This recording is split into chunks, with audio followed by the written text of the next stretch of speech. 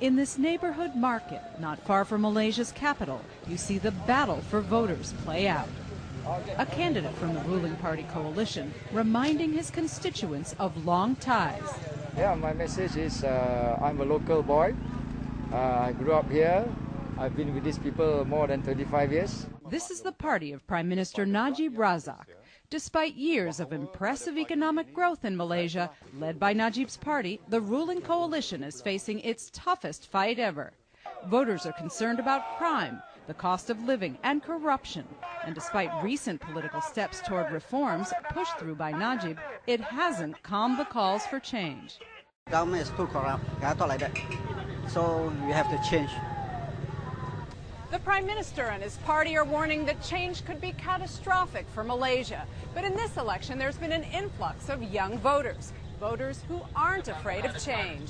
And young people have opened the floodgates of debate through social media. Almost 80–90% of those under 40 have access to the net, and therefore they have access to information coming in from both sides of the political divide, unlike their parents or their elders who tend to have to rely on the mainstream media that's pretty much following the government line. Yeah, I think there's going to be a lot of change. Not so sure what is it, but yep, looking forward for a change. Closely following the ruling coalition candidate, the opposition mines the same market for voters. This is the daughter of Malaysia's opposition leader, Anwar Ibrahim, a former deputy prime minister. Anwar's daughter scoffs at government warnings against change. And for me, all these scaremongering tactics will not go far. Voters are more discerning and more wise. Malaysia still votes largely along ethnic lines, and the government has strong support among the majority ethnic Malays, who have long received favorable treatment by the government.